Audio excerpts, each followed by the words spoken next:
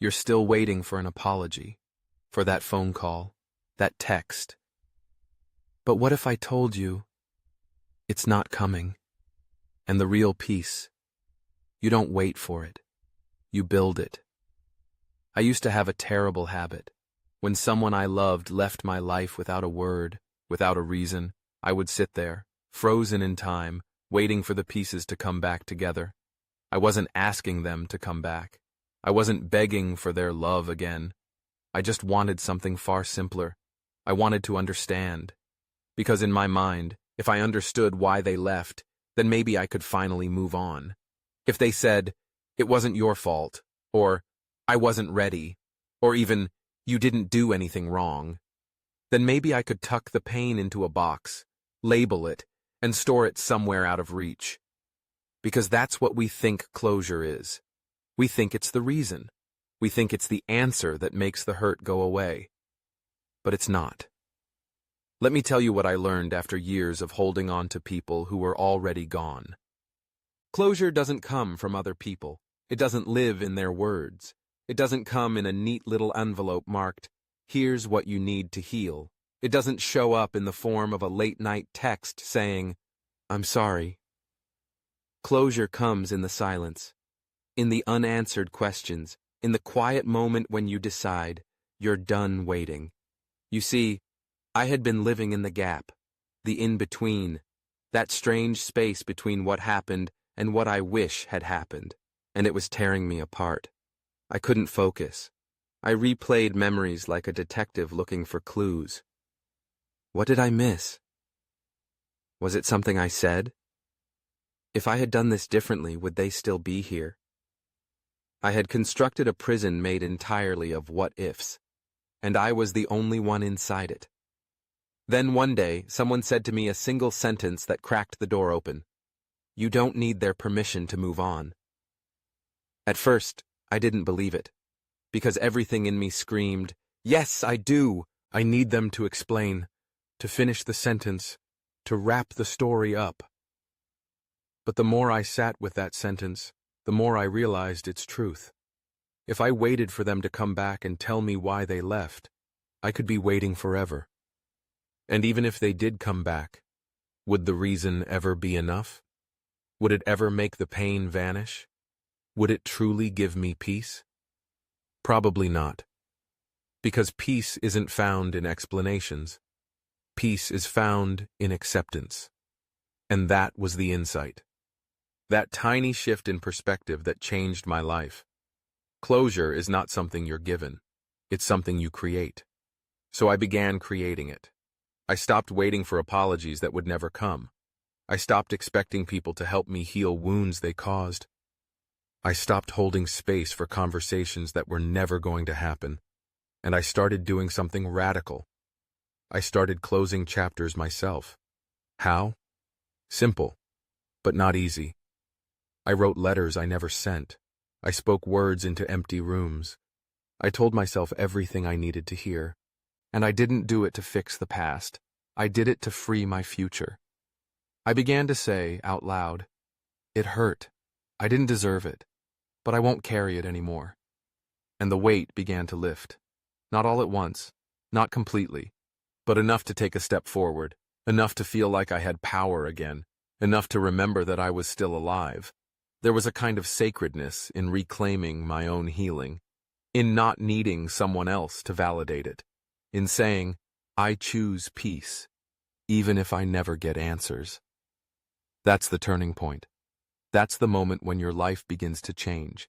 Not because the pain disappeared, not because someone said sorry, but because you finally decided you've carried it long enough.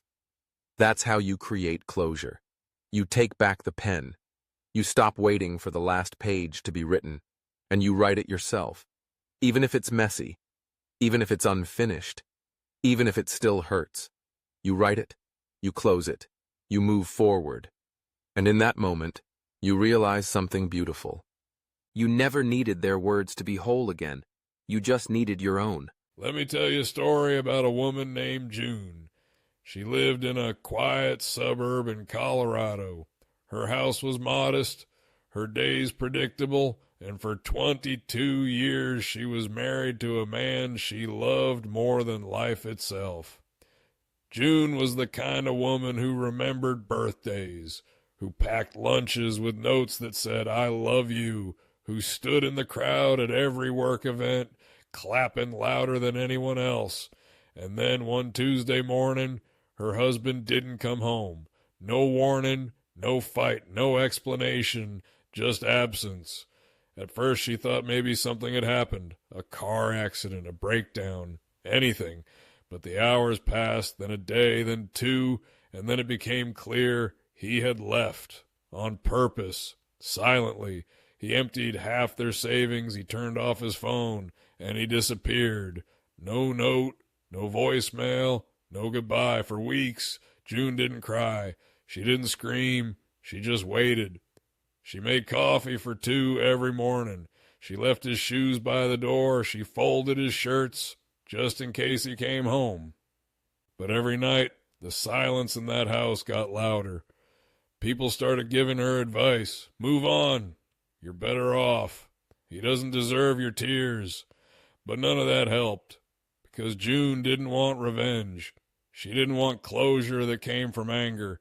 She just wanted to understand. She just wanted to know what she did wrong. Why 22 years of devotion wasn't enough to earn a goodbye. And then one afternoon she was cleaning out the attic, and she found a box of old letters tied with a blue ribbon. Letters she had written to her husband during their early years together. One of them stopped her cold. It read, "I don't know where we'll end up, but if we ever part ways, I hope I get to look into your eyes one last time and say, thank you for loving me the best way you knew how." She folded the letter. Her hands shook. That day, she took out a piece of paper and wrote a new letter, not to him, to herself. "Dear June, he's not coming back, and he may never tell you why he left, but you are still here, still breathing, still worthy, and you do not need his words to move forward. You can give yourself permission to heal." She signed it, she dated it, and she put it on the fridge. Every morning after that, she read that letter like it was scripture. She stopped making 2 cups of coffee. She moved his shoes into the closet. She took the folded shirts and donated them. And she didn't do any of it out of spite. She did it out of love. Love for herself. 2 years later, June started painting. She joined a local art group. She made friends. She laughed again. And one day someone asked her, "What happened to your husband?" She smiled. She said, "He wrote the first half of my story. I wrote the second." And just like that, June became a quiet hero. Not because she got justice, not because she was given closure, but because she created her own. That's what this story's about. Not waiting for life to tie the bow, but learning to close the box yourself, even if it shakes in your hands, even if your voice cracks when you say goodbye, even if the other person never hears it. June didn't need her husband to say sorry. She just needed to say, "I forgive you."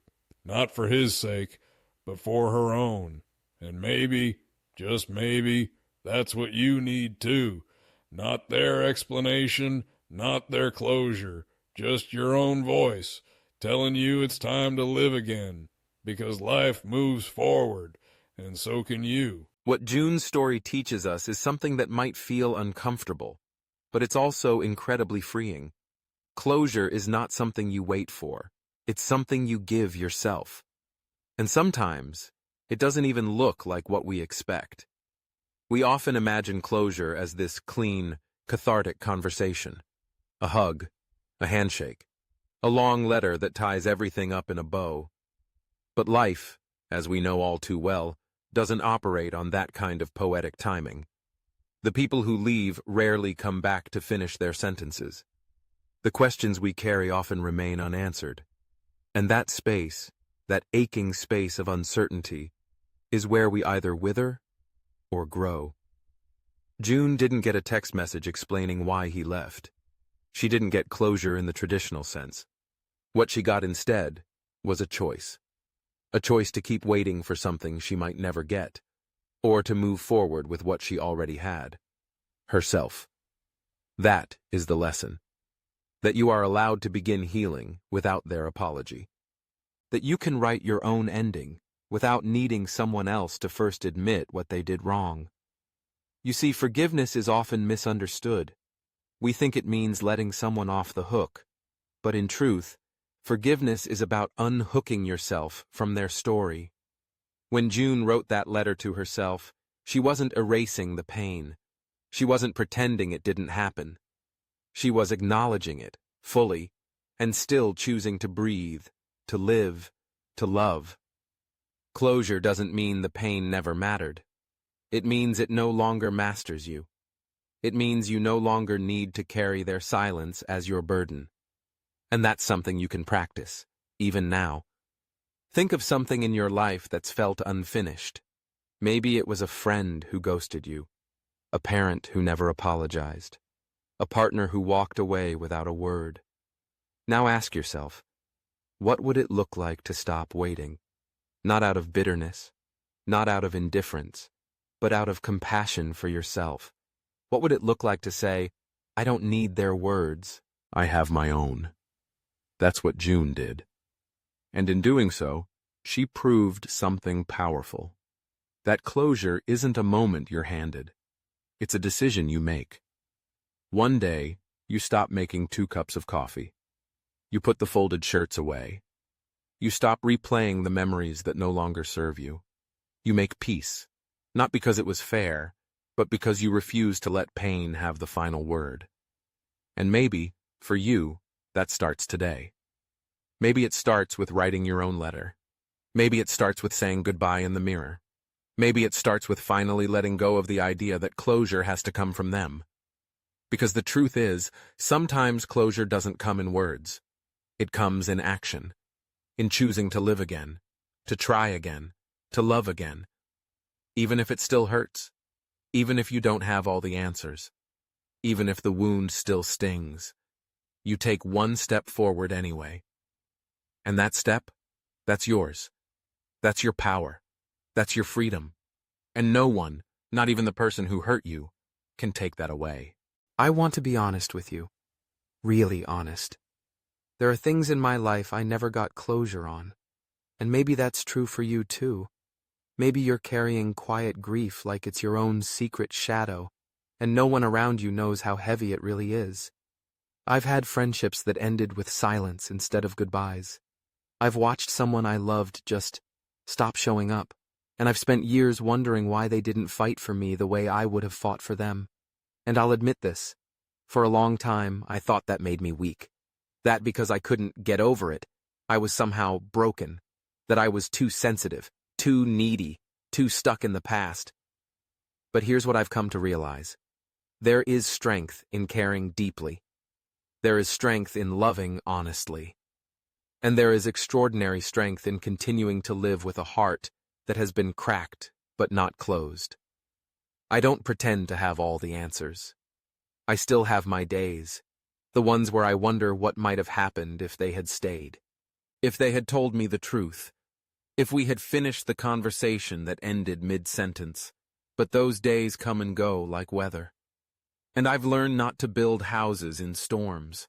What I build instead are moments of peace. Small ones. Like making coffee and adding cinnamon because it reminds me of a time when I felt safe. Like lighting a candle and sitting in silence. Not because I'm waiting for someone to show up, but because I showed up. That's what healing has looked like for me.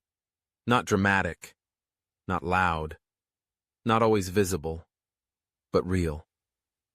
Sometimes I whisper things to myself I wish someone else had said. You did your best. It wasn't your fault. You're allowed to let go now. Sometimes I write letters I'll never send. Sometimes I cry in the car for no reason I can explain. Sometimes I laugh at memories that used to make me ache. And all of that, it's healing. Not perfect, not polished, but mine. We don't talk enough about what it means to keep going without closure. How it takes courage to stand up each day and say, I may never get the ending I wanted, but I still get to write the rest. I don't need to be okay all the time. I just need to be honest, to be kind to myself, to hold space for my own story, even the messy parts. Because this is what I believe now. We're not meant to carry pain forever. We're meant to learn how to set it down, bit by bit, piece by piece, until we realize our hands were made for other things, for holding joy, for creating, for comforting others, for living. So if no one's told you lately, let me be the one to say it. You don't need their explanation. You don't need the perfect goodbye. You don't need to wait one more day to start again. You can be your own closure. You can be your own healing. You can be your own reminder that even broken hearts still beat. And maybe that's enough. Maybe that's where peace begins. Here's something I've come to believe with all my heart. Some of the most meaningful moments in life aren't clean. They aren't wrapped in clarity. They don't end with perfect understanding or elegant closure. They're messy, complicated, full of emotion and doubt and things left unsaid. And still, they matter. I used to think I needed to fix every mistake, rewrite every regret, find a moral or a purpose in every painful chapter. But that's not how life works. Sometimes things happen that are just human, imperfect, incomplete, unfinished, but real. And the longer I live, the more I understand that what makes life beautiful isn't the resolution. It's the resilience. It's the way we keep showing up, even after the story went sideways. We are not meant to be perfect. We're meant to be present, to live through our mistakes, to learn from them, to laugh about them later, to cry about them now, if we must. There was a time I regretted deeply how a relationship ended. It haunted me. I thought, if only I'd said this, if only I hadn't done that. I replayed it like a movie, looking for a better scene, a better version of myself. But years later, I looked back and realized that without that very moment, the one I once hated, I wouldn't be who I am now. Pain is not just a scar, it's a teacher. Loss is not just emptiness, it's a mirror. And regret is not just sadness. It's proof that you loved, that you cared, that you tried. We get one shot at this life, and it will be imperfect. But that's not a failure. That's the point. You will say the wrong thing. You will hurt people, even when you didn't mean to. You will be hurt. You will grieve something no one else understands. You will lose people who won't come back. And still, you get to live. You get to create joy. You get to meet new people, try again, fall again, rise again. You get to wake up tomorrow and decide, I'm not defined by the things I lost. I'm shaped by how I loved them. That's the great redemption of being human. Not the absence of pain, but the refusal to be ruled by it. So yes, maybe your closure will never come in the form you wanted. Maybe there are chapters in your life that will forever remain a little blurry. But they are still your chapters, and they are still part of a story worth telling. The beauty of life is not in perfection, it's in participation, in showing up, in being real, in trying again. So here's my invitation to you. Don't wait for life to hand you peace. Choose it. Make it. Step into it. Even if you're trembling. You're allowed to move on without a neat ending. You're allowed to laugh again without understanding everything that came before. You're allowed to live forward, even if part of you still looks back. Because life isn't about being untouched by pain. It's about being transformed by it. And then, miraculously, choosing joy anyway. So let the mess be part of the masterpiece. Let the questions remain open. Let the goodbye stay unfinished. But let yourself be whole. Let yourself be here. Let yourself be loved. Because this life, for all its chaos and confusion, is still a beautiful place to belong. You belong here. And you're not too late to begin again. What's one goodbye you never got, but still needed? You can share it below, or maybe just whisper it to yourself. Either way, know this. You are not alone in that silence. If this spoke to you, subscribe. Not because you have to, but because this. This is a space for people who are still writing, still living, still healing. And if that's you, you've found your people.